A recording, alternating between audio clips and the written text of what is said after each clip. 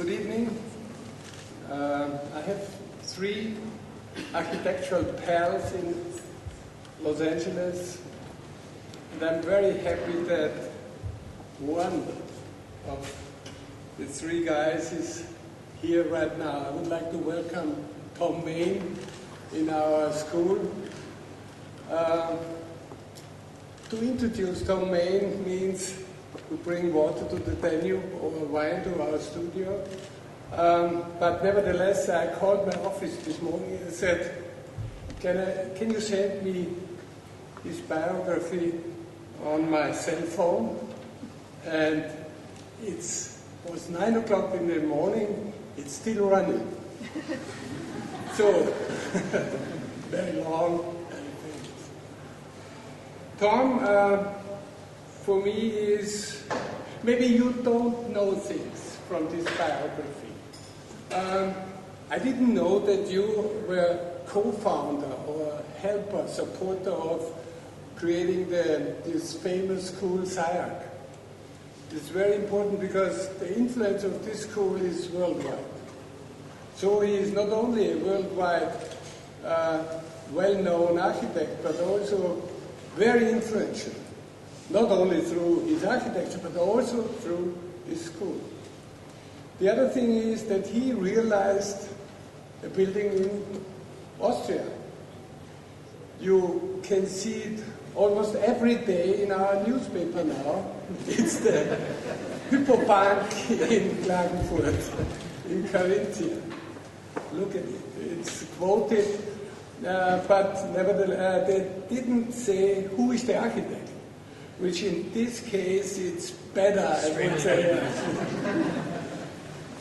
It would prove the theory of Gerd Matzig, who did a lecture the other day and said the rumor, the fame of architects are vanishing because they accuse us to doing people accuse us that we are always doing the wrong things.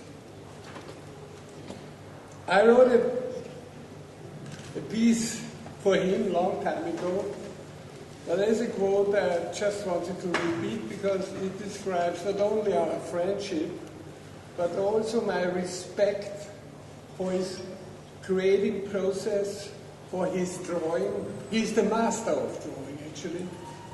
And a respect what he is doing on the field of architecture.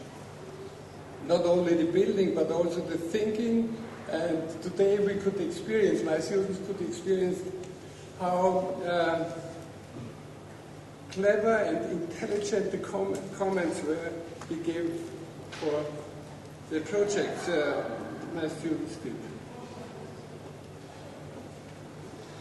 The piece I wrote for him 5 years ago was entitled Call Him Thom Mayne. Call Me Ishmael begins one of the most beautiful books in the world of literature, which across countless pages describes Ahab's battle with the white whale.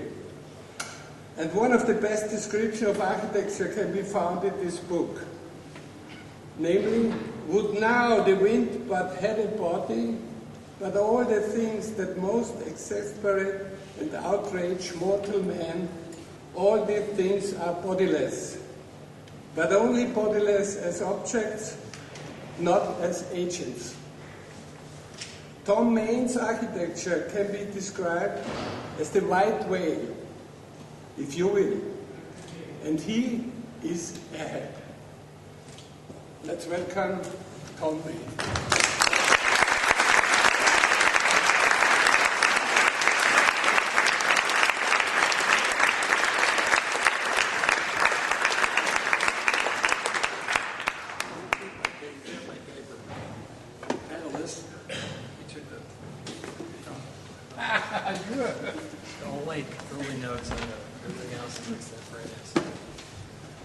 Cool, thank you. This is I always enjoy coming here, and I can't remember how long it's been, but it's been a decade, I'm sure, off and on. And there's definitely been this, it's funny, when we started SCIARC, there were 6 of us, and we were looking at the AA, and we were looking at Cooper Union. And then soon after that, this place and the Bartlett started, and there's been this close connection between personalities and between broad kind of thinking of how one approaches the pedagogy of architecture. Tonight, this is a work, I said at the moment, this is a work in progress. I kind of shifted how I'm going about it. And I'm going to talk about 3 different territories. I'm going to show you 3 recent buildings. And I'm going to shift to urban design. And it's going to move radically from a formal perspective to something that connects to broader policy, to be strategic in nature. And I'm going to end on the personal, on a series of 3-dimensional paintings that I've been working with for the last 6 months. But before I start that, I produced a little piece. Let me say that, and it happens always when I come here and sitting on a jury, that I'm incredibly aware that I'm an American, a North American architect, and that I operate under a very different set of circumstances than most of the world, certainly including this place.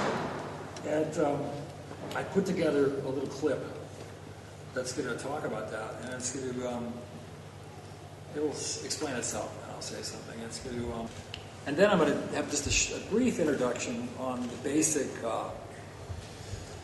premises that I've developed over, it takes a while. I'm okay? You tell me.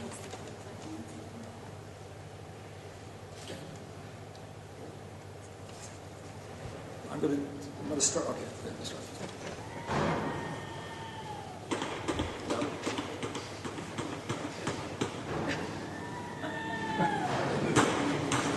Recent polls have shown a fifth of Americans can't locate the U.S. on a world map. Why do you think this is? I personally believe that U.S. Americans are unable to do so because some people out there in our nation don't have that. What insight into Russian actions, particularly in the last couple of weeks, does the proximity of the state give you? There are next door neighbors, and you can actually see Russia from land here in Alaska. Well, explain to me why that enhances your foreign policy credentials. Well, it certainly does. As Putin rears his head and comes into the airspace of the United States of America, where do they go? It's Alaska. Governor Bailey, I like to be in here tonight answering these tough questions without the filter of the mainstream gotcha media with their follow-up questions, fact-checking, or incessant need to figure out what your words mean and why you put them in that order. Barack Obama and the people that he's been associated with. But do you suspect that a lot of people you serve with? Their anti-American nature. Well, I wish the American media would take a great look at the views of the people in Congress and find out, are they pro-America or anti-America?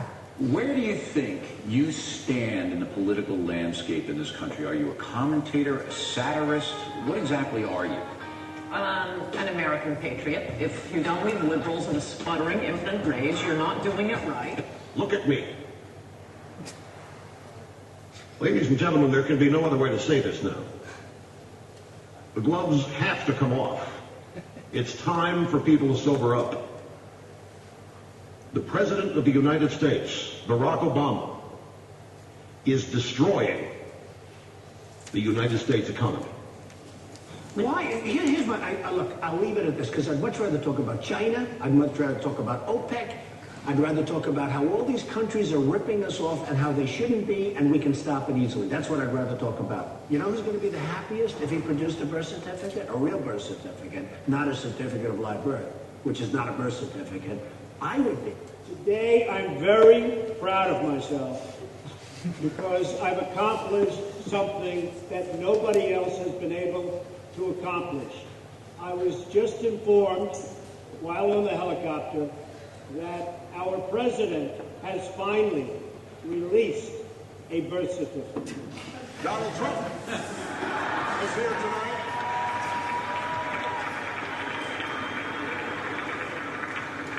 Now, I know that he's taken some flack lately, but no one is happier, no one is prouder to put this birth certificate matter to rest than the Donald. And that's because he can finally get back to focusing on the issues that matter. Like, did we fake the moon landing? What really happened in Roswell? And where are Biggie and Tupac?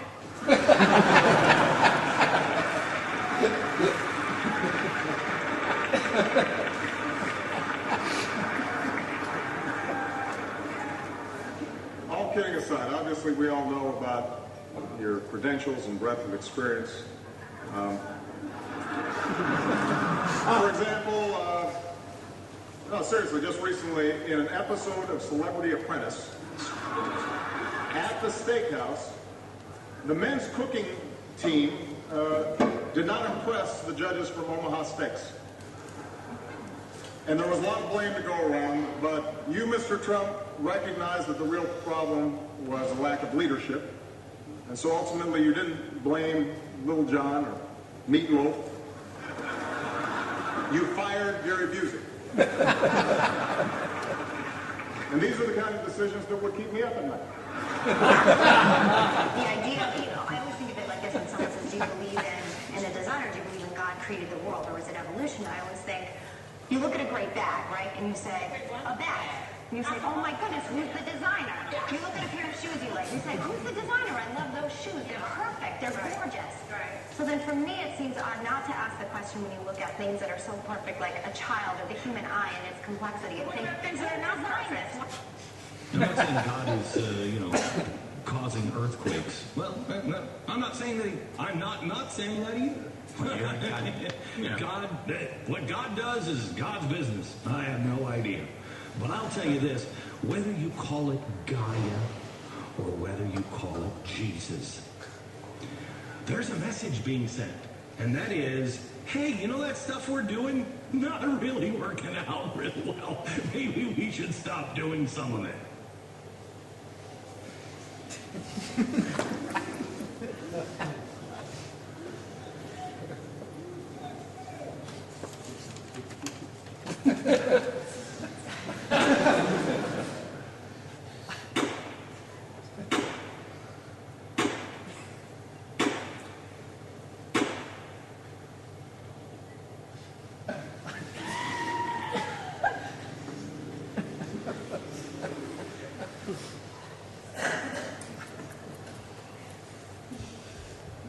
That would be really hilariously funny, except you're looking at three presidential candidates. You're looking at a small majority of the country I live in. And as absurd as that seems, it actually takes up a certain amount of brain space to deal with it, right? And it's my culture. And it's I'm not sure I'm embarrassed by it. It just exists. It's so kind of bizarre. It's hard even to get your head around it, isn't it? That these are people that are looking at running our country. Although the Obama thing was quite nice. He can take off the gloves for sure if he wants to. Let me give you an idea of just the ingredients that kind of hold the work together that have been developing for many years. Oh, thank you. It's funny, I'm the center of the morning, and every once in a while I just kind of go a little over the top. All of a sudden, I'm just totally exhausted. I have been working with a series of predilections from the very beginning, and they just keep growing and expanding, and they're the discursive part of the work. And it came up today in the jury that there's this constant connection, thank you so much, between that which is more intuitive and that which is discursive. And myself, it's been incredibly important because from the very beginning, there was a sense that architecture was collective, and there was a modest, let's say, critique of the autonomy of architecture and the single authorship of architecture, and it came directly from my time. We were hugely affected by the Archigram group and the beginning of a very different idea of how architecture is interpreted. I've been interested in context, and it's kind of odd being an LA boy, and maybe it's precisely because that I grew up in LA that I'm interested in it, and that all of us are connected to our own histories, and it takes a while to figure that out. And I'm definitely a very conservative character, part of me, and it's definitely rooted in my upbringing. I was a classic middle American Protestant. I was the kid that the 60s were invented for. And, but it also, I think, has to do with a critique of the context you're in. And somewhere today, when we were together, Wolf and I, it occurred to me that his rooftop law office could only have been produced as a provocation to the history of Vienna. And so I'm in LA with no context, and my provocation, or that my instinct, has been to build my context. And it started very early with the very first projects. With that, there's been a commitment to specificity, the idiosyncratic, to differentiation, and that'd be a long time. The notion of neutral to differentiated is to separate architects in terms of their output. All of the work from, again, very early on has been interested in the relational, not in the object, but in the relationship between things.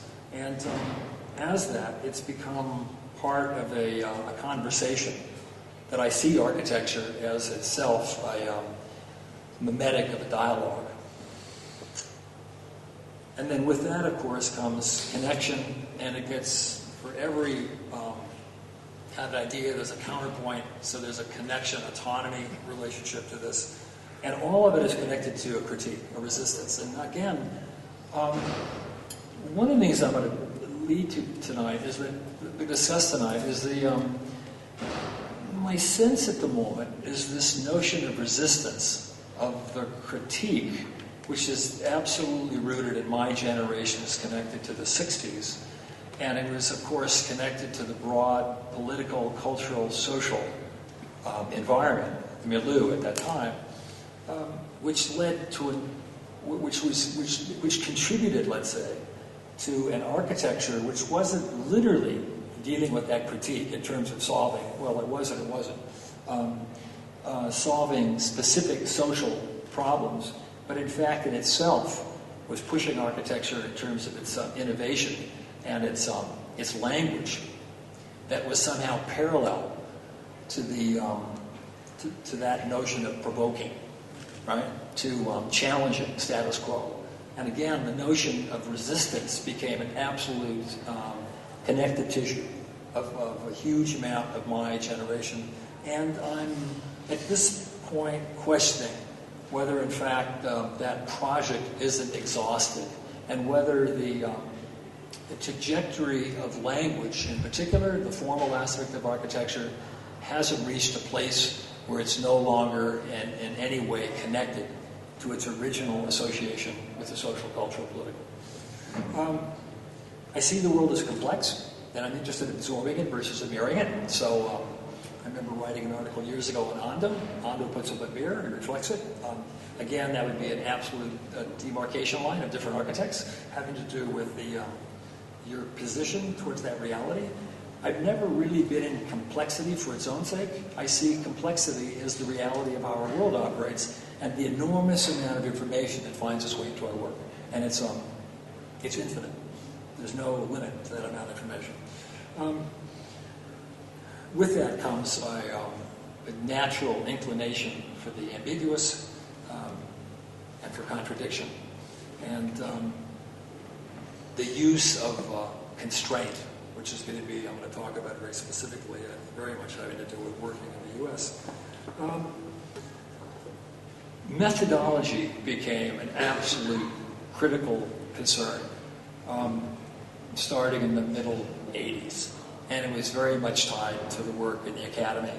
And what took place was an extension of the simpler, I think, more intuitive notions of developing architecture, which was still linked to the classical plan, section, elevation, to certain approaches of functionality, and a more or less orthodox notion of modernism. And what took place was a shift in strategy which had to do with complexity and the ability of dealing with information on multiple planes. And it shifted towards operational strategies. And the operational strategy, in my case, was quite parallel to a collective practice. And that the work was no longer produced by the hand that starts from Jackson Pollock or wherever you want to start it. The work was reinventing and reinterpreting the system that develops the work. Huge difference. You're not developing the thing itself, you're developing, and of course, it goes back and forth. I mean, you're still operating on the thing, but it's a series of reciprocities that the two feed each other as a feedback loop. And then as that developed, very quickly the notion of multiple systems versus singular systems found its way, and it's where one now understands that complicated buildings, and again that's getting more and more extended as the scale of our work and the time of its development diminishes. The work, it doesn't come from a single system, it comes from multiple systems, each having a degree of autonomy, having to do with the nature of their systems, and the final work is a collaboration. It's a set of relationships which have to do with the producing of these complicated buildings that have a necessity for multiple systems. Finally, I want to say that there's broad ideas that connect to the methodology, which starts with the way you proceed in a project. It came up today often in our jury. And it's a challenging of a prioriness. The projects start as empty as we can make them. It gets to be more and more difficult. We say the same words, and 10 years later, 10 years after that, at this point in my life, I'm loaded with baggage, there's no question about it. But there's an attempt to scrape across that baggage and start neutrally and ask questions of the role of architecture within a particular project. And we'll talk about that again this evening. Because it's a difference, I think, between architecture is less between language and more between the questions they ask and how they choose to interrogate a particular problem and how they choose architecture's role to deal with that problem.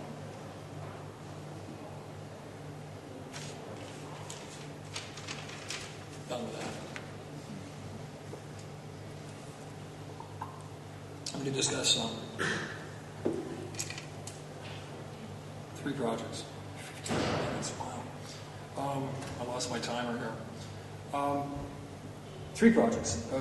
Cooper Union, completed, Far Tower, and the giant campus in Shanghai, all radically different projects. When we arrived and won the competition to do Cooper Union, it was a project I knew the institution, and what I want to say about it is that it was one type of project, and again, I'm going to try to shift the kind of methodology from project to project. This is a really typical American project, highly governed by client, and that that in the States, clients are kind of meddlers. They design what you're going to do. I just shut off. We're doing a work at Cornell right now, and my office is going to send another version of a facade, and I stopped them sending it. I was so angry. But what do they want to do with this facade? They have nothing to do with it, right? We've solved the problem in functionalities, in terms of site constraints, in terms of budget, et cetera, et cetera. But they're going to insist in doing that. It's just the environment to live in. It's hard, right? And this was a little different, although working for architects is like a surgeon working on his own brain. It's not the easiest thing in the world. This is what's given us. The envelope is done. When we got there, it was done by another architect, and the program was already done. They didn't batch. There was too much program. And then I look at all these pieces, and this is all given. And so we're looking for, so where is we go back to there, a given, and we're looking at lab spaces, classroom spaces, and faculty offices, and they're absolutely driven by dimensionalities, performance criteria, et cetera, et cetera. There's nothing to do other than just make them operate in the best way you can. And so the first question is, well, what's it? Where are we? What is the project, right? You find it in a lot of projects in the public space, the undefined space. It has to do with the connective tissue. And in this case, it was okay. And then the envelope comes in. We're going to talk about that. This is kind of collapsing this really totally arbitrary idea. And so the notion is to take something that's absolutely arbitrary and meaningless with any broad cultural terms, and to take it and make it willful and purposeful. And the notion is it's intentional. With the smallest kind of interventions. Because the setback on the upper part, again, everything is an absolute given. This is not my work at that level, right? And my work is augmenting this thing and giving it some specificity, right?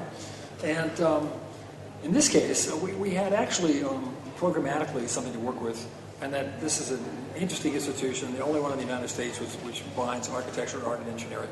And it's the notion was to make explicit the intellectual creative capital of this institution and bring it to the street, which is nothing more than New York City. It is a city place, and that became the notion. And the skin, which was both performance, we have a platinum rating and all that, and when you talk about that, that just goes it's a standard. But it was to suppress all of the other functions and to exhibit the public space and the specifics of that public space to the street. And, well, I could show you a whole series of buildings over the last 10 years. The skin's operable, it's performance-driven, and allows the building to behave the way it wants to behave environmentally. And the street is the active edge. And again, this is a project for an architect over 50. And then it requires a lot of discipline. Where are you going to put the resources available? By resources, I mean budget. And it was quite clear to us that it invested at the street level, and we were interested in giving this building a certain type of energy and a very kind of un-New Yorkness to it. Because as you know, Manhattan is more or less governed by capital, and they followed the flow of an SOM or the Mises Seagram, of course, and they still rely on that model, a very conservative model. And we used every functional part as part of the formal language. Everything had to be used to make that. And then we were extremely concerned with its relationship to the existing community. And this will be interesting because there's two different ways you can look at this. There's the literal way, the way most people look at it in terms of language, a silver thing next to a 100-year differential building made out of stone or brick.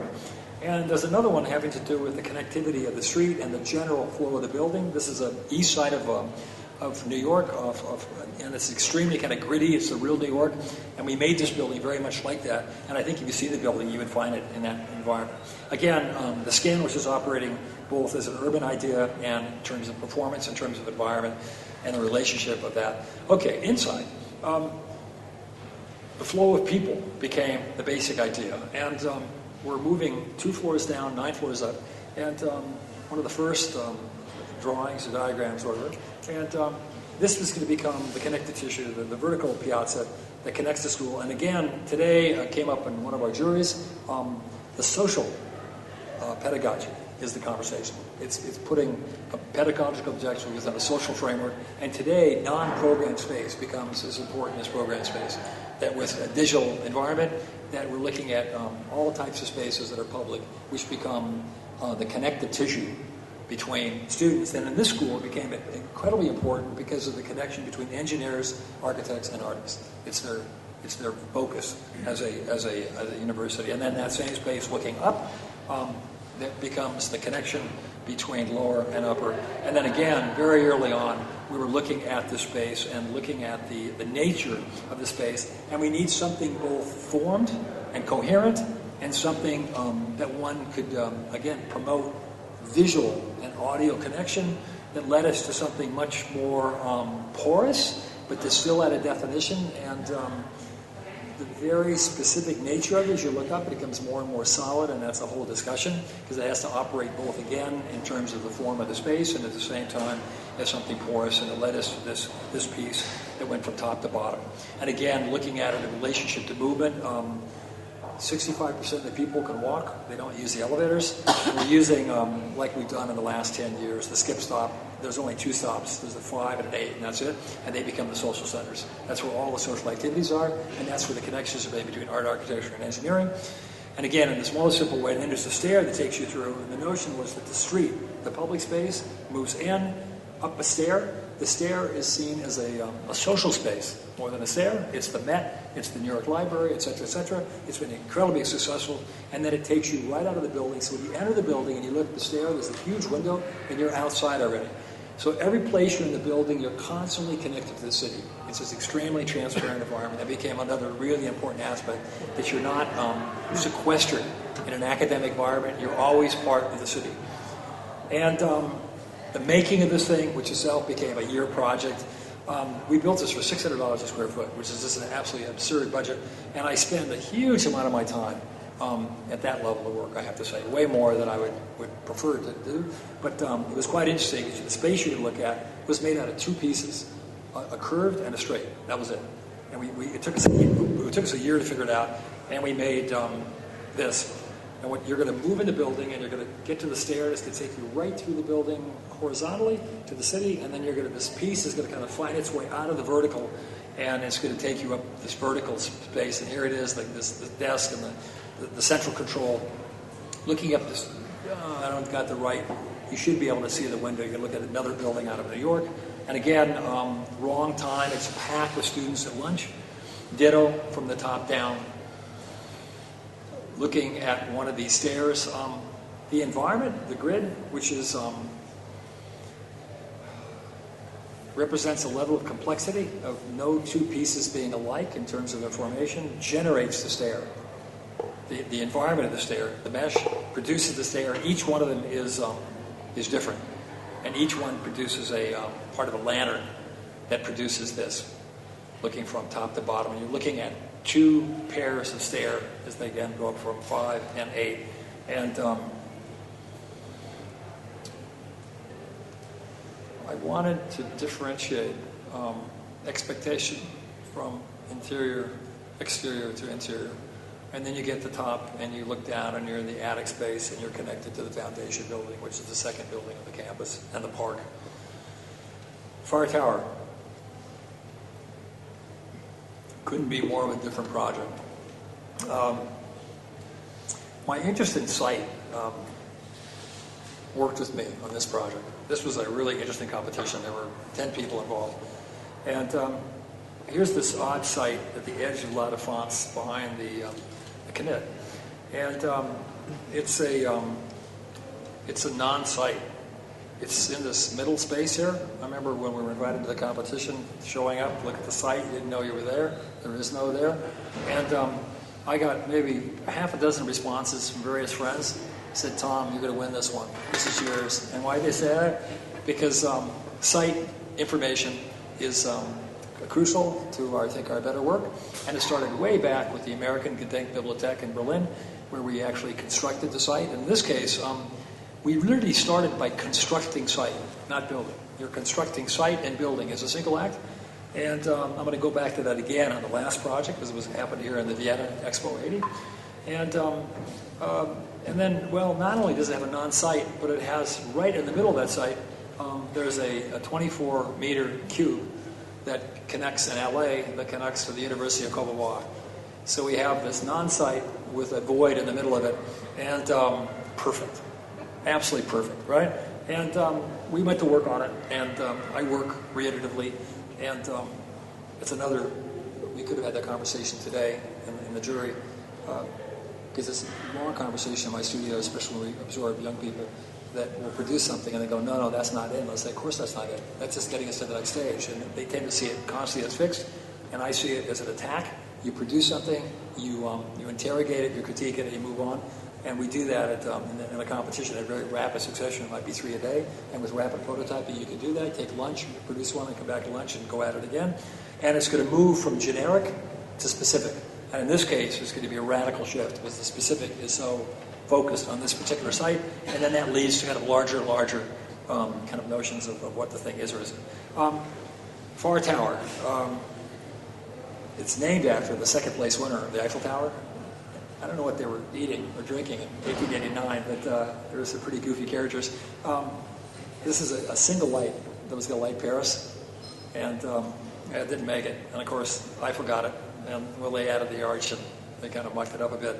And then here we have to be a couple centimeters shorter, and it was given to us in the brief. And it was an odd competition in the sense they wanted an icon, and I have to say, once they say that, I get icons are judged by history, and you don't invent icons. That happens when you're doing certain things, right? And totally preposterous idea, but whatever.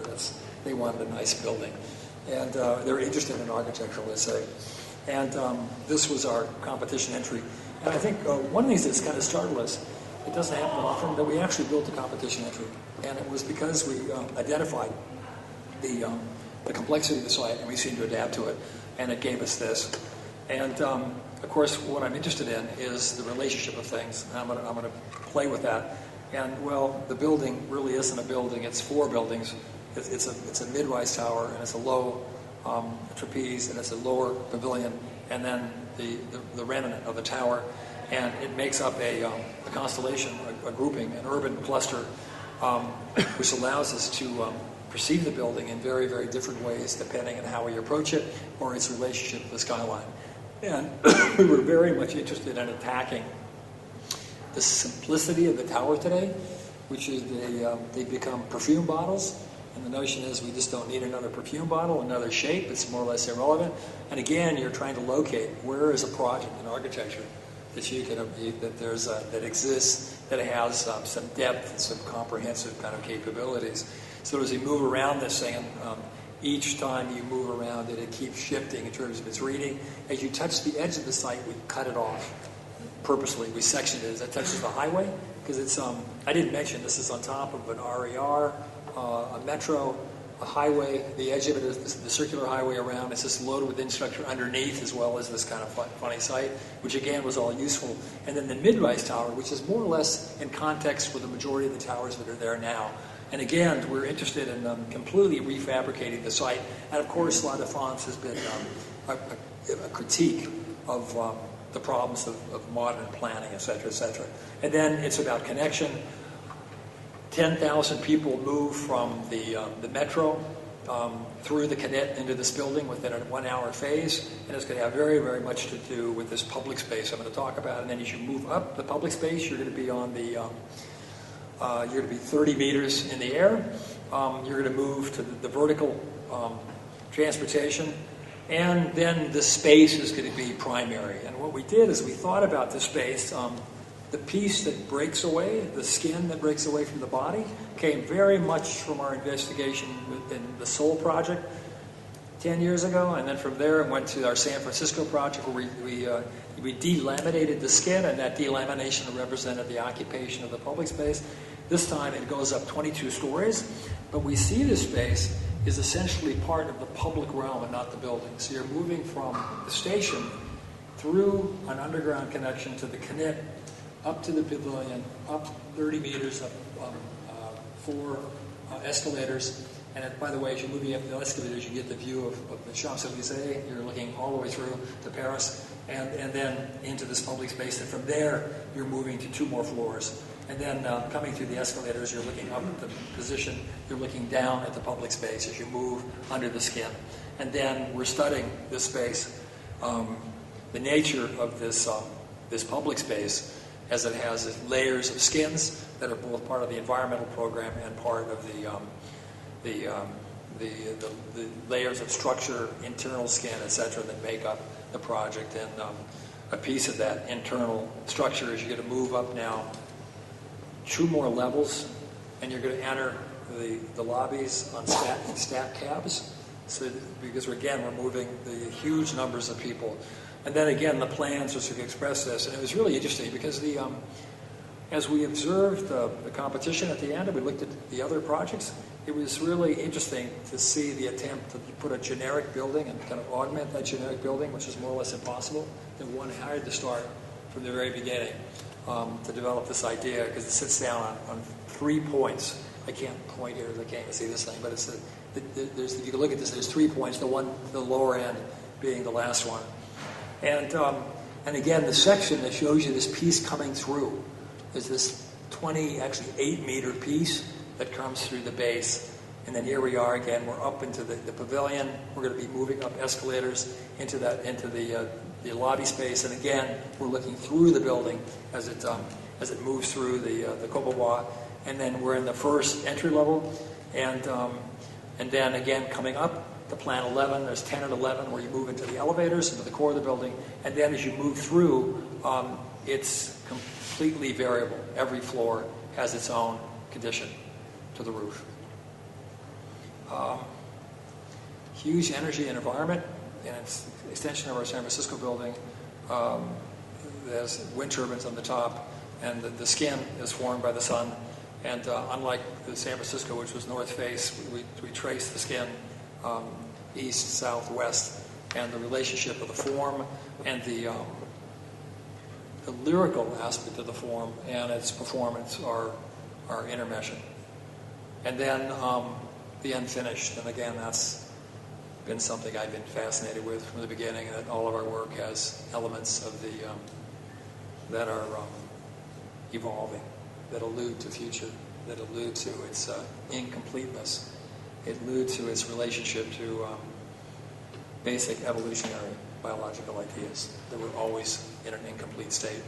And then, of course, today we have mechanisms to rationalize that, and we can deal with the layers, whether it's structure or the skins, and we can put them in families. And we can take something that this has over 11,000 discrete parts in its structure, it has over 5,000 in the skin, and we can put them in families. So this is already 6 months old, and the first row of the lines, the first 7 contain 80% of the pieces, and we're still going to work on it until we get it down to half this, because again, there's 5,500 individual pieces on the skin. And then, of course, in the last 4 years, we're now scripting, and you write a program that gives you the output of the pieces. And if you could read every one of those little pieces, every screen has a date on it that tells us the optimal use of that screen, its relationship to functionalities. And I've got 2 people that have been working for 1.5 years, working the skin out to make it optimally in constructional terms and making it optional in performance terms, in terms of sunscreening. That'll give us this. And again, today, one of the things I find the most interesting in the digital environment is you work across scalar scales. That we were trained in schematic design, loose drawings, DD, construction drawings, etc. And it was somewhat limited, I think, in terms of the synaptic activity, kind of how one thinks, right? That you're working hierarchically. And I find what's happening now that one works at multiple scales and from the beginning, and it's extremely useful, and it also has to do with the direction you take into a particular project. So some projects, Cooper, that we're dealing with highly pragmatic material from the get-go. Can we build it? That we had to, at the end of halfway through schematic, I had to prove to the client I could build it for the budget. Sounds mundane, but it's a huge kind of responsibility. And because of that, we're building instead of drawing. You know that, right? And it's very, very different, right? And that, strangely enough, it takes me back to the beginning of my career, because we did our little projects. We were building up to the 2, 3, 4, 5, up to the 5th house. We were constructing them and really building them. I mean, going out sometimes and kind of really figuring things out and doing it ourselves. And it's actually taking us back to that. We're actually making things, and it's a really, really kind of interesting process. So when you're producing something, it's just reality. It's not representative. It is the thing, right? Hugely, hugely different environment. And then there's going to be a system of lights, which talk about the conceptual desire of the product. Okay. Very, very opposite program.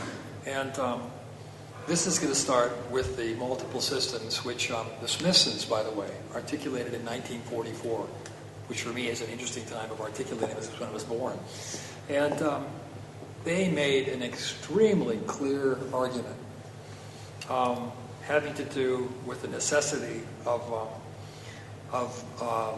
the limitations on single system organization. And again, that would be a conversation in itself, but it would highly differentiate architects today that are looking to especially through computation, through developing huge diversity out of a single system, versus architects that are looking at multiple systems and the collaboration of the systems solving complex problems. So here we are, and we're going to look at a project that's a campus. It's 600 meters long. It's going to be a mimetic of a town or a city, and it's using a series of elements and to produce this. And there's a language that I'm using, and it's, again, crosses scalar boundaries. With us, it happened in Cincinnati, was our first project, and Kipnis wrote an interesting article comparing us to Peter Eisman. And Peter's project, which I hadn't really realized, that the elements are all fit in a scalar sense. And in Cincinnati, we recognize that these elements cross scalar boundaries. Some of them are global in their interests, and some of them are local. And some of them are more singular, and some are collaborative in terms of the numbers of times they're used. And what I'm interested in is the ability to make infinitely complex, incredibly flexible organizations. And of course, with this, the relationships are now through association. They no longer have specific mathematical rigors that came out of the classical program. And in a way, I came here for Wolf, so I'm going to talk to Wolf. I'm going to ask you, I would think that I'm working on a very similar project that you just do intuitively, that you place a series of elements within an extremely complex framework, and the elements are immensely diverse. And they're a-rigorous in a traditional sense, and that they're through association more than by the precision, right, of mathematics. They don't use axes or repetition, et cetera, well, sometimes for counterpoint maybe. And I'm trying to discipline that, coming at it from a different, just who I am, a different direction. And I have to say, if I had time to shift this from our talk, I would have shown some things. My first project was the Sequoia School, and it was in 1972. It was the year I started more with Assistant Jim Stafford.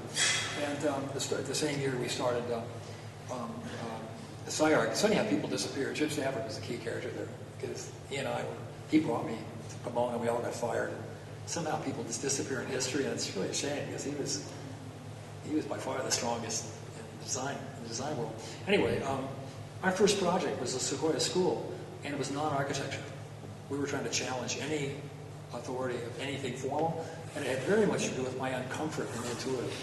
And so I have to say, I'm a person that, and it may be evident in the work, that I'm quite ambivalent still. I still have that ambivalence between kind of a hard, rational kind of rigor versus a comfort with my hand, and I go back and forth. It's something I'm not going to solve, I don't think.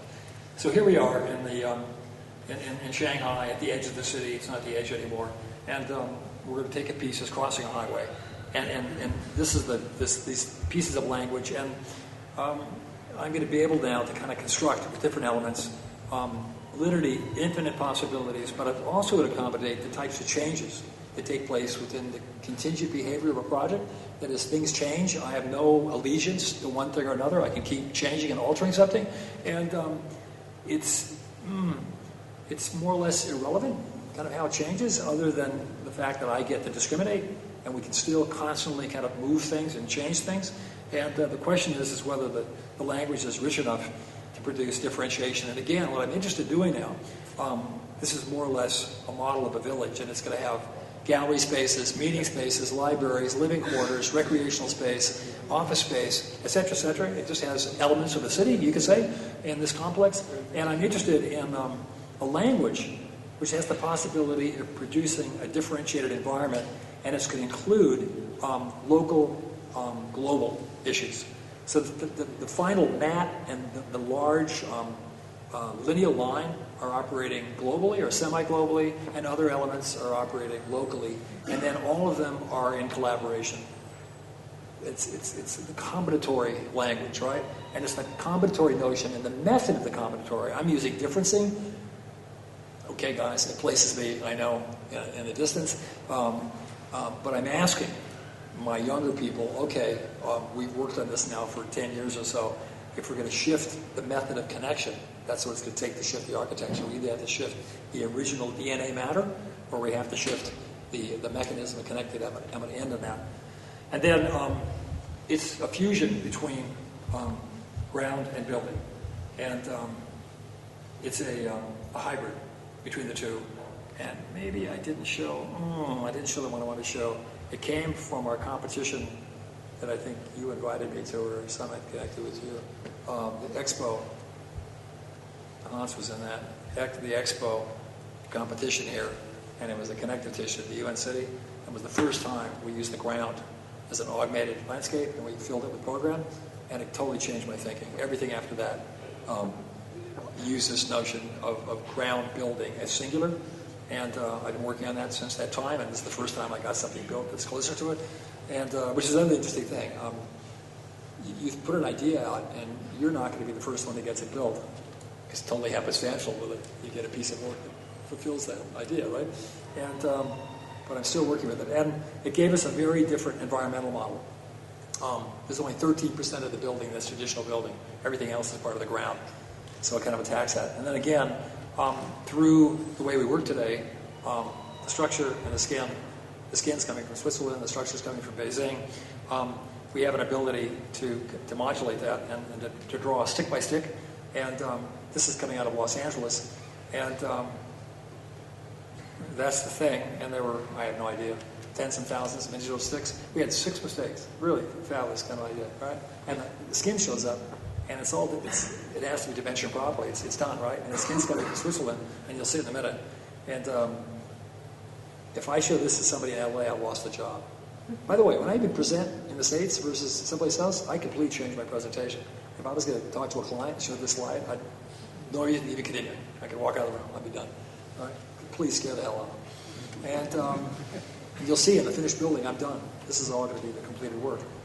And then, well, not only are you putting together a lot of sticks, but the sticks are made of sticks, right? Because the scale, and well, Wolf, you've done this and mashed and mashed. And then, a connection to the housing, the other side of the canal. And again, I'm going to go through this, and it's all going to be about this connectivity of land and building, and to a kind of idea of diversity as we move around this piece. And a part of it is going to be extended over the lake, and it's going to have a little different strength. I think one of the dangers of something, the ground augmented thing, is that it becomes very passive. And it seems like it needs a counterpoint of something that's still tougher, right? That discusses, again, a counterpoint. And I'm trying to connect the farm, the rural, and the urban, and connect the two and find a new middle ground. And because, of course, under this landscape is a huge part of the building. And it makes up the courtyards and the public space and all of the connective tissue of this arrangement. And there's that same piece I showed you, the structure. We found it quite interesting because anybody here that's worked in China knows it could be a difficult environment.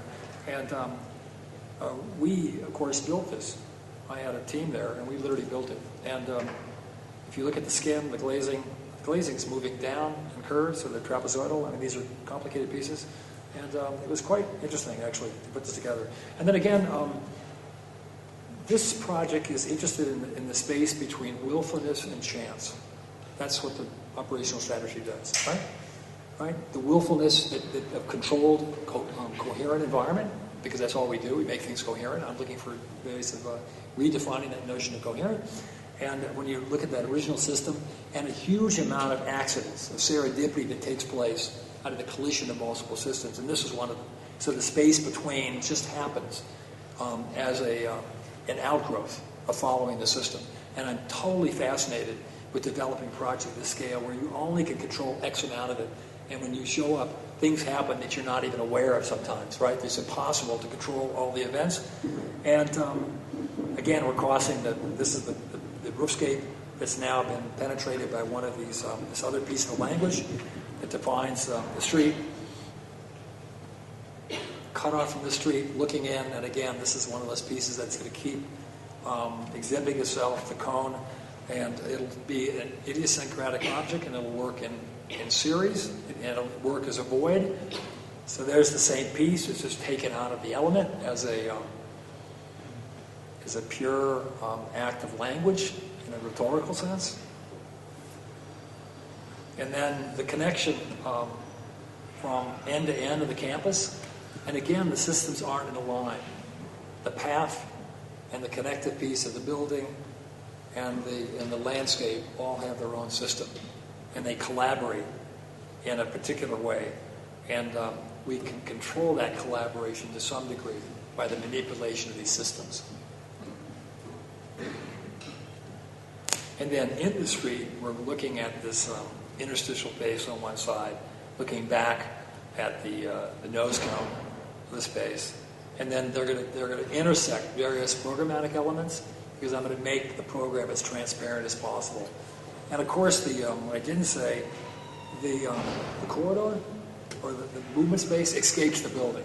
So sometimes it's where it belongs, it's in the structure, and sometimes it wanders out of that and finds its way into something else. And it has its own set of criteria in terms of its connection of one end to the other. And so now we're crossing the library, looking down at the library itself. Again, looking down from that pod, which is a reading and studying space. And now we're come across the street and we're in the gymnasium. And now we're cutting through the pods themselves and the bleachers, and we're part of this large gymnasium structure. And now the cones are acting systematically. They're HVAC, they're lighting, their structure. Cutting through the Aquarian Center. What you can't see through the window is the landscape. That's the landscape coming through. So when you're in the space, you really realize you're part of the broad idea of the exterior environment. And again, the opening, they needed a double exposure, is intense green. You're looking right at the slope of the site, right? And you're aware of that you're part of that. Gymnasium, porte cochere, ditto. Entry to the gymnasium, entry to the living quarters. The entrance to the whole living complex as it finds its way into the lake. Tea room on the other side of the building. Another one of these cones, which is now a skylight, transparent. And we're really interested in scale. There's a constant juxtaposition of scale going back and forth, having to do with the nature of the folds and these elements as they keep shifting. And then we're in that cantilever piece over the lake, and the floor is glass. You're on top of the lake, and it's the main conference headquarters. And above that is Mr. Shi, the CEO, and you're looking across the lake to the next level of the complex and the campus.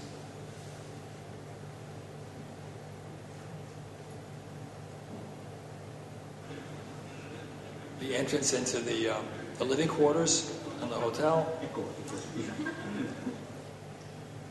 Looking back, this is the part of that path which is now a bridge, which is that. So again, this line keeps finding its own interpretation, whether it's carved into something or whether it's its own piece. In this case, a bridge, and it's bisected earlier on, and now there's two of these things at different heights that are moving to the campus, and now looking back at that element from the housing. And then an open space, which is part of the social structure and part of the connective tissue of the housing. And again, looking out at that back at the project, it's the beginning of the large bar that's on the other side of the highway. And then again, that same space. And then finally, there's something that talks about this hybridizing of building and landscape. Okay, second part. 8 years ago, a friend of mine took me out to dinner and asked me if I was interested in starting a series of provocations for urban design in Los Angeles. It was Richard Kushawat. And it's twice the size of this country, right? And it's equal to Holland. And I'm trying to contextualize the problem. It'll be evident in a minute. And it's the fifth largest state behind California, Texas, New York, and Florida. And it has centers that represent huge accumulations of people. 64 million people come through LAX every year. It has a footprint. It uses power of 35 times Nicaragua. And I'm trying to put these in relationships which are understandable, and I'm trying to reach the public. I'm trying to reach a mayor. I have a mayor that's Mayor of Zaragoza, which is really part of the city.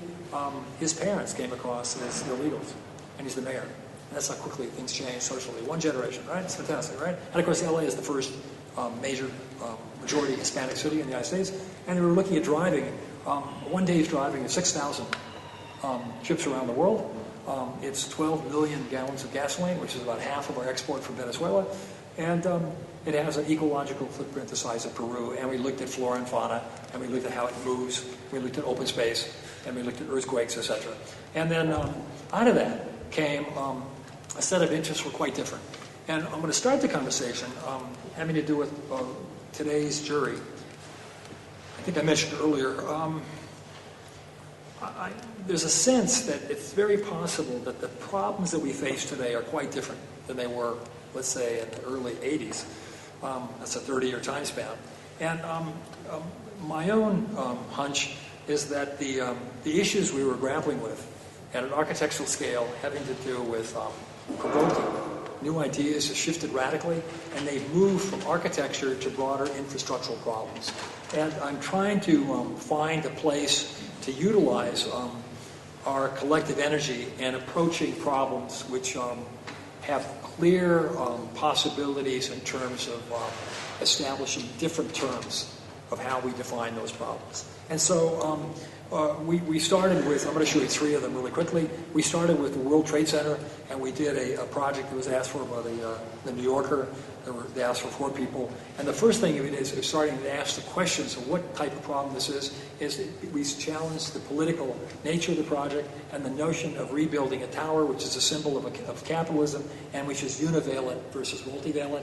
And it led us immediately to the discussion of an idea of really reestablishing the program, which was really the first thing that should have taken place, and looking at producing a collective tissue.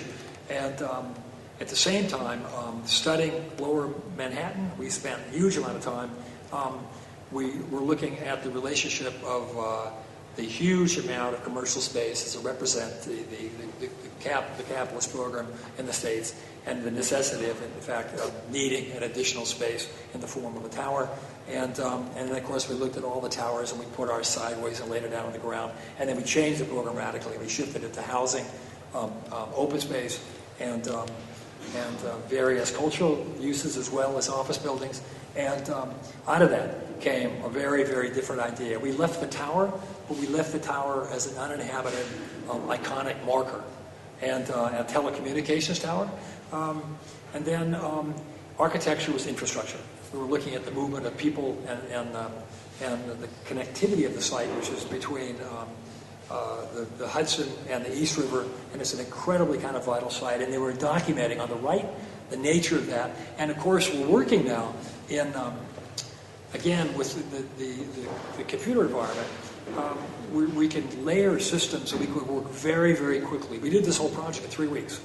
And then what I've been interested in this work, particularly, is finding a middle ground between planning and its analytical, demographic, qualitative instincts versus architecture and its quantitative, more intuitive aspects that looks at the nature of that environment. And by combining these two, of developing notions that respond to the responsibilities of broad planning initiatives and architecturalize them, spatialize them, to talk about the qualities of those things. And so we're looking at the space of the site. One of the things we recognized early on, that it's a 10-floor hole, the space, and it offered huge opportunities if it never take place again, right? And then we dealt with the symbolic aspect And I have to say, it was deeply, we had a deep difference of opinion than what took place. We left one site that would be for the monument, and we left another site, the two towers, that would become a new focus of a new active plaza. That out of that would come a living, active place, social place, and that it wouldn't be, there was a balance of emphasis of what took place. And I can't even talk about it because the FBI will be following me if I told you the truth. You know, as architects, we all just keep investigating questions that it's kind of dangerous. Because it's, I asked at the time of this, it was quite a startling thing in this country, in my country, because it never happened before. That was from an outside force. Of course, it happened inside with the Civil War, etc. And for 11, by the way, highly educated men to do this, I mean, it'd be fair to ask a question that there would have to be some res d'etre. Nobody commits suicide without some reason. And I think it'd be fair to ask those questions, that it's not quite so simple as again, the people I showed you. Things get reduced to good and evil and black and white, and it's an absolutely preposterous conversation. And when we looked at this project, it seemed like it was a time to really reestablish our role in the world, right? And it starts with the building of the tower. And of course, they built through a radical architect, some we all know, built another tower, and it's not radical at all. It's the most obscenely status quo thing you could build, and it talks about architecture. It's meaningless what it looks like, absolutely meaningless. It's irrelevant, right? The discussion starts with the notion of the building itself, and that's where the project starts. And that's what's interesting me in these projects. So a couple of years later, we won the competition for the Olympic Village, and what I'm interested in now is strategy, because I'm going to take a site, Hunters Point at the end of Queens, and there were 5 people involved: Zaha, one of the Dutch housing guys, etc., and we decided early on that given the site, a spectacular site with the East River looking at Manhattan, mid-Manhattan, that open space was a key element, and we produced this game that produced 70% open space. The second interim jury, I asked the group if anybody was on the same tack, and they said no, and I walked back and said, it's ours, we got it. Because it's nothing about, again, architecture, it's strategical, right? And when we presented this to Mayor Bloomberg, and we're whispering in his ear the talking points, and he presented it to the press, the first words were, this is a legacy of the Olympics, and it's going to give Queens its largest park within 4 miles, and the legacy will be giving a 41-acre park to the city, which was 70% of the land. And we increased the development by 10%, right? It was a win-win, right? And I'm really, really interested in these. We talked all about connection, and it was a very, very kind of thorough project. We're looking here at the amount of, we can take per person, the square footage of before and after. Ended up, the first line is what Queens has now, the middle one is what New Yorkers have, and now the next one would be what it would have had if we did the project. And we're looking at, again, the programmatic elements, because we're dealing with a continual, flexible kind of notion of what those elements are. We can control that, and we can talk about it. And then we're looking at the park itself, which divides into 8 parks: Plaza, Esplanade, Marina, Urban Park, Active Park, Passive Park, Forest, and the Newton Creek and Wetlands. And again, the park in itself is a complex project in terms of paralleling Central Park or Hyde Park, as you really study those as social and environmental resources. And then we're using architectural strategies of finding more land by strategies that you saw with Giant, where we're using roof structures, etc., to expand the notion of open space in terms of use. And then it's architecturalized to some degree. It shows up as sectional. It shows up as spatial, and we can look at the implications of our interests. And now we're looking at sun and shade in terms of the nature of the parks. And again, very quickly, we can deal with a vast integrative system. And what I'm interested in is that integrative system, right? And where you're connecting way more than 7 pieces. Kessler says you can work with 7 things simultaneously, and today, of course, we can work with large numbers. And we're looking at view corridors. We're connecting it to Manhattan. We actually pulled the streets from 33rd to 38th across, and it became part of the structure. And we gave an illusion of an idea of architecture, and it's not about the architecture. The architecture is just a single reading, and it follows certain conceptual interests of flows and river edge, etc. Right? And then lastly, the largest project we took on, Aaron Besky, that used to be head of the NAI, Netherlands Architectural Institute, asked a group of people to produce a building, an icon, after Katrina. And students I was with today, you can't always respond the way you're supposed to respond. Wolf will kill me for this. He wanted an icon. And we looked at it and said, and I'd just been there for some reason. I was asked to go down there to be on jury for some housing. And I came back and it was startling. It was absolutely startling. And my notion was they did not need an icon. That's a totally absurd idea. And we went to work and we joined the RAND Corporation and we brought in 2 people from New Orleans that were connected to UCLA. And we were looking at hurricanes. And to begin with, it's the notion of tragedy has to be redefined. Hurricanes come through this part of the world every 2.3 years. So it's like snow, right? And so when you're saying tragedy, you're connecting to the human response to this condition, or the lack of it in this case, right? And or to the complete ignorance, right, of building cities and putting people in harm's way. And then we did a really thorough study of both macro and the very bottom line, the disappearing landscape of the delta, which is the zone that takes the impact of a hurricane, and then the heights of the land that were affected. And I don't think I have it here. The land's going down 3 inches, the water's going up every 25 years. So this is a continuing issue.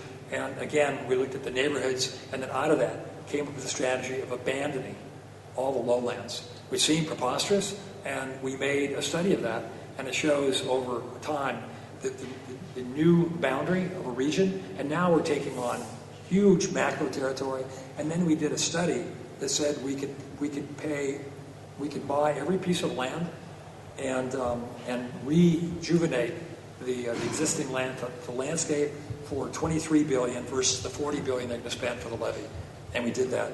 And well, the problem is these are relevant problems, but nobody wants to listen to them. So I'm no better off than I was with the architecture, maybe. But I'm interested in these kinds of problems that are infrastructural and operate something different. Okay, the last, I'm going to take you exactly the opposite. And you would all find the same thing. You find different outlets for your interests, both intellectual and emotional, right? And so for years I've kind of done stuff. I don't think it's the time that I do trust my instincts, and I just work more or less intuitively. And then for years I've been kind of working on quasi-conceptual models, and they've used materiality in a certain way. And they're definitely works of an architect. And then recently, I've started another project. What I'm doing is I'm producing a series of three-dimensional paintings, and they operate on a 5 foot by 5 foot by 5 inch frame. And all of them have the same 4 components. The genetic material, the DNA, which is parallel to what I showed you in the giant project, right? And there are XY line, which is a thin, medium, and fat. There's a Z line, which is a thin, medium, and fat, and the fat one has a space in it. There's a surface, the same surface, and there's one object. And the object can change only in its thickness, right? So every one of these pieces is made through a collaboration of those 4 elements. And what I'm doing is looking for, and they have to define the site. The 5 edges, or the 6 if you count the one on the wall. And I'm looking for mechanisms of differentiation and for the characteristics that I can bring to this in terms of solving complicated problems and within an extremely kind of disciplined framework. And what I'm looking for is the range of differentiation that I can find with these simple 4 elements in the defining of within the space of the thick canvas. And so all of them are identical in their makeup, and I have a series of things that I'm pursuing. I'm interested in the notion of beauty, if it's relevant, what it is, my sense is it's connected to a certain type of coherency, and it's probably more biological than it is cultural. There's two different conversations there. I'm definitely more interested in the biological one than I'm in the cultural one. The nature of predictable behavior that produces these, right? Because I'm interested, again, in the notion of how we organize things. And what's taking place, of course, is there's different roles played by these four basic elements. And as you shift the roles, and if you shift the attitude towards the frame, so here it's a much more, well, we didn't talk. There I'm prioritizing object, and a most minimal notion of frame. If you saw the paint, you'd see it cut 4 times. It isn't quite clear here. And then here I'm hollowing it out, so I'm definitely working with issues of sight. And again, canvas of sight has been an absolute definable Beckman. We could go anywhere you want to go, right? It had been an incredibly rich nature in painting, and something that's even more interstitial. And again, a collaboration of elements. And in this one, I'm withholding a huge amount of the intricacy that's under the white material, and I'm fascinated with depth versus the thinness that's taking place right now in my sensibility, so that you would have to investigate this thing at the edges. We're putting out a book on each one of these, which is going to be a diagnostic that allows you to understand what you can't see. And then they're starting to move now into another level where the interconnections are developing a secondary material. But again, every one of these is made out of identical material.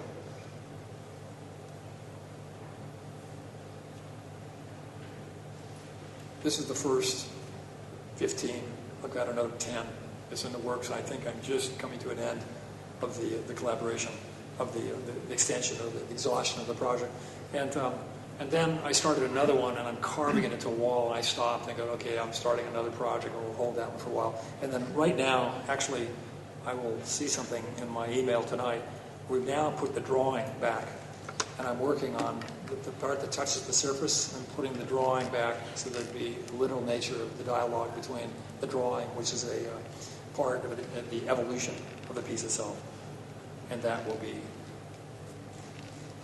the product. I think I'm finished. Is that okay?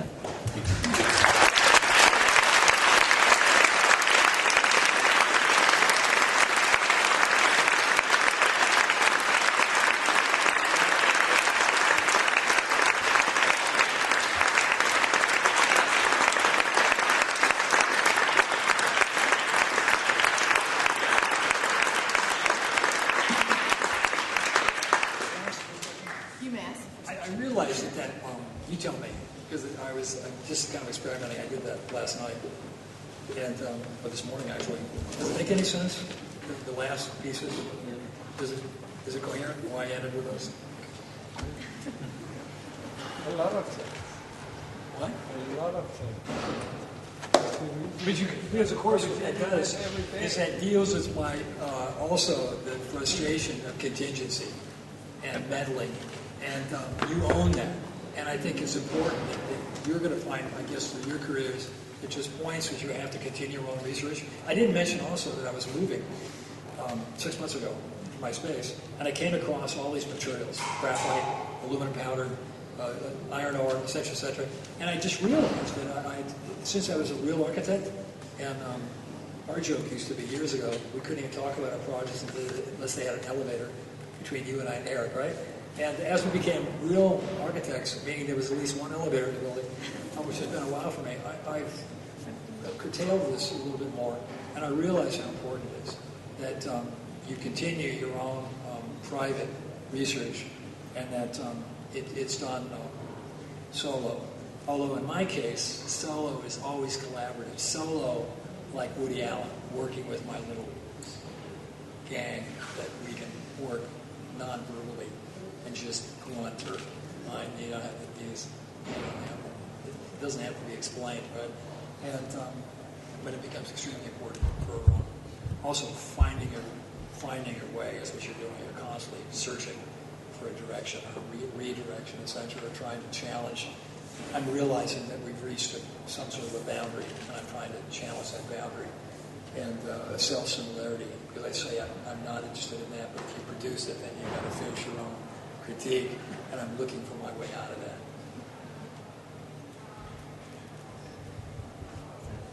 You would take a few questions from the audience.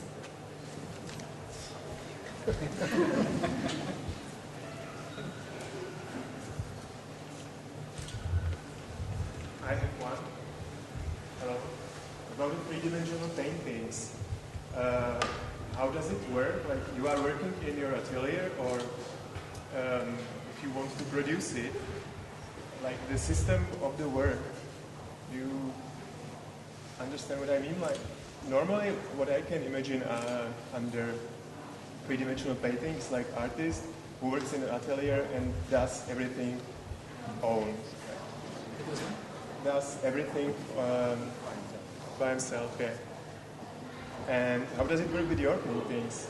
Like, but architects haven't. That's a kind of myth. Architecture's been a collaborative process from the beginning. It's funny. I was working with. Can you hear me without a microphone?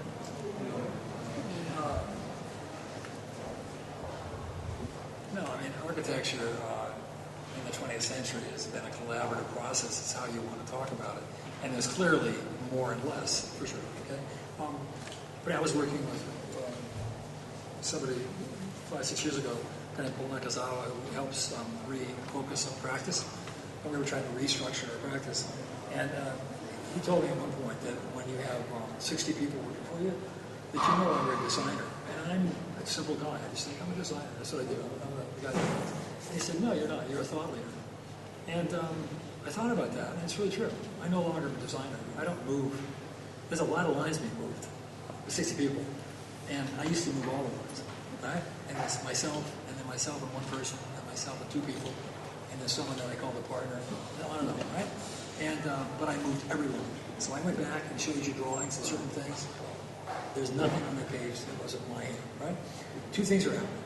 One, I'm a cuss character, and the world moved into computation, and I'm not part of that world. I understand it, and it was a perfect fit for what I do. Because I'm interested in complicated connections, which were more or less impossible under the old system. And I could show you drawings of the NAR competition where I literally couldn't operate it in elliptoid, right? And we just showed it as a kind of a final product. And all of the projects quite sophisticated. It's another complicated thing. It's strangely, some of the older projects are more sophisticated than the new ones, which is another conversation. But it allows you an absolute huge facility in manipulating formal relationships that are relationships. So it was a perfect tool for me. And then the notion of scalar and on and on. So it was a tool that just arrived. This is early 90s, and it made it complete. But on the other hand, I'm no longer operating the tool. Hugely important. I don't kid myself. I am now moving, I'm directing, and I'm not discovering the way I discovered under the method I learned how to use. So you smudge something, you move something, and that smudge leads something. Something happened when you did that. Something went right that leads from architecture. And so it's clear to me that I am who I am, and I have no regrets, or I'm not apologizing or anything. It just is. And if anything, something will come out of it that comes out of my generation that will not come out of a person. And I can already see it, because if you've never gone through the judicial system, you're also blind to other things. We carry blindnesses, we carry different preoccupations. And finally, the discussion is using your own knowledges to produce what you produce. Zero. Thank you.